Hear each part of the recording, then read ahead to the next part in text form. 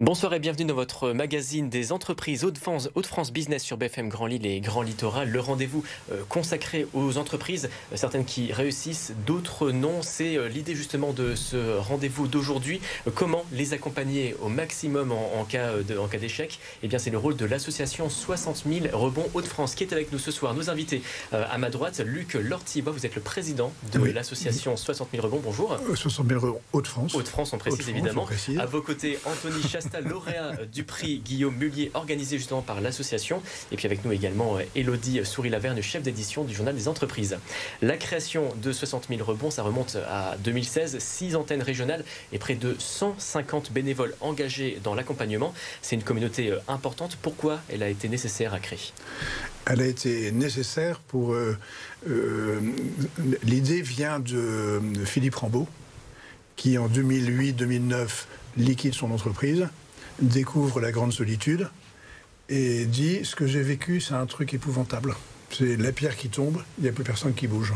Et personne n'a pour pouvoir le soutenir. Voilà. Et ça, il a dit, c'est la pire chose qui puisse arriver. Et sa deuxième remarque, c'est de dire aussi, il y a tellement d'entreprises à racheter ou d'entreprises à créer qu'on a 60 000 talents. C'était le nombre à l'époque de dossiers de défaillance. On a 60 000 talents et ces 60 000 talents, ils sont perdus.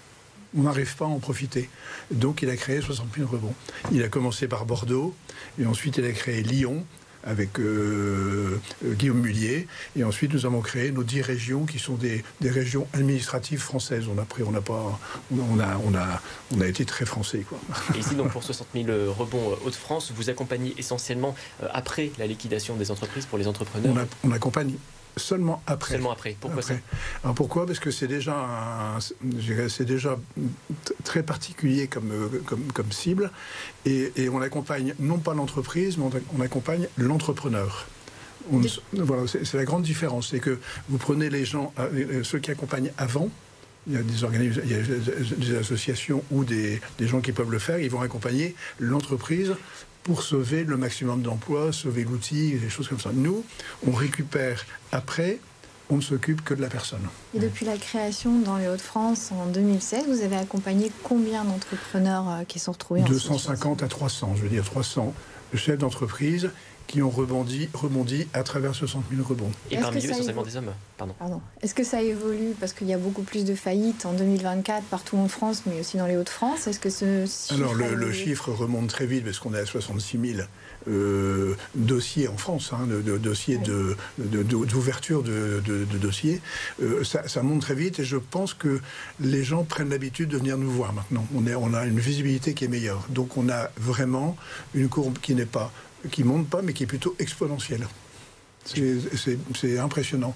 Et le délai est plus court aussi. C'est qu'avant, notre délai était en moyenne de 1 an et demi, 2 ans. Aujourd'hui, le délai d'accompagnement, c'est plutôt 1 an. On a des rebonds très rapides, ce qui prouve que le regard sur l'échec, il change un peu. Il change, il devient moins... C'est moins dramatique. C'est compliqué à vivre. C'est un traumatisme. On a fait du vélo, on a pris un trottoir, on s'est cassé la tête, d'accord. Mais maintenant on a un casque. Et vous parlez de rebond, c'est vers l'entrepreneuriat ou c'est vers le salariat? Comment ça se répartit? Alors les rebonds, c'est 70% salariés, 30% entrepreneurs.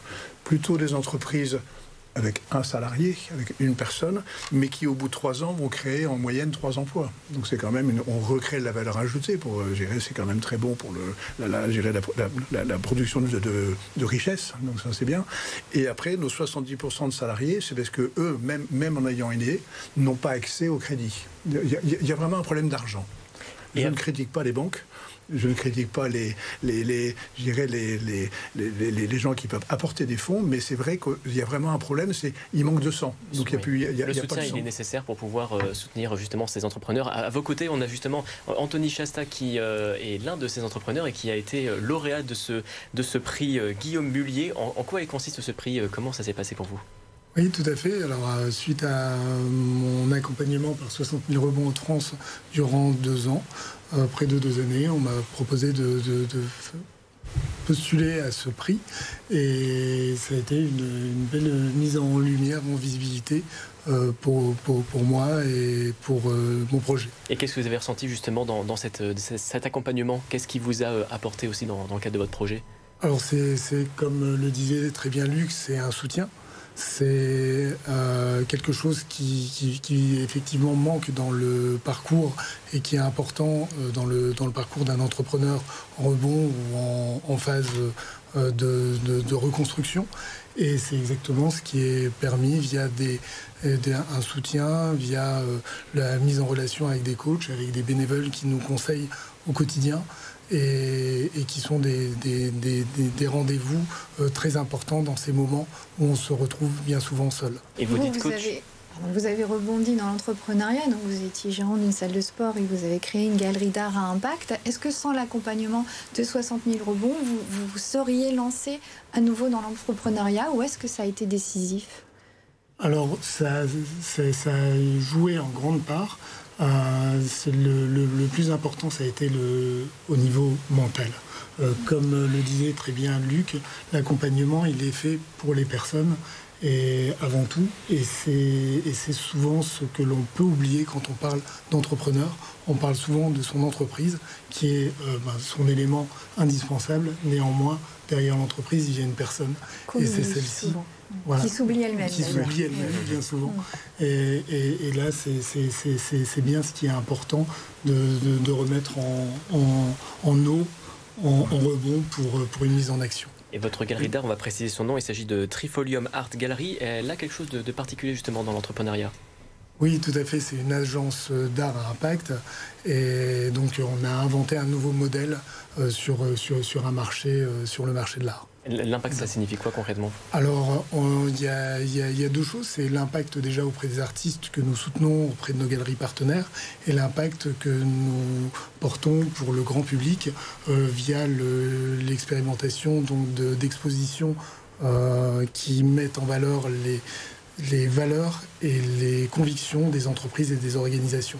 La confirmation, voilà, la preuve d'une conversion qui a bien fonctionné. Merci beaucoup à tous les deux. Je donnerai un exemple pour étayer le rebond. Parce que Anthony vient du monde du sport, donc il gérait un centre de remise en forme, c'est ça, boîte familiale, gérait la boîte tombe. Il faut faire son deuil. Hein. Il y a quand même le regard de la famille, le regard des proches. Tout le monde dit... il est tombé, alors que c'est le Covid, etc. C'est pas lui qui a péché, c'est vraiment des circonstances extérieures qui font que le domino tombe. Et après, il se reconstruit différemment. Donc là, il crée un nouveau concept. Il crée, il veut finalement vendre un peu cet aspect ou cet accès à la culture la réflexion autour de la culture auprès de soit d'entreprises ou auprès de villes. Par exemple, on peut donner un exemple. Je fais exprès de le dire. Mon exemple, c'est j'ai un front de mer à réhabiliter parce qu'on a l'érosion. Et il peut très bien proposer à la mairie de faire une exposition autour de ça pour éveiller, l'intérêt de la population de la ville sur le travail que fait la mairie. Donc c'est toutes des choses comme ça. Et après, c'est pareil au niveau d'une entreprise. Il peut faire pareil dans une entreprise qui va faire de l'alimentaire pour que tous les salariés comprennent l'importance de côté culturel, le respect de la nature par rapport à ce qu'ils font.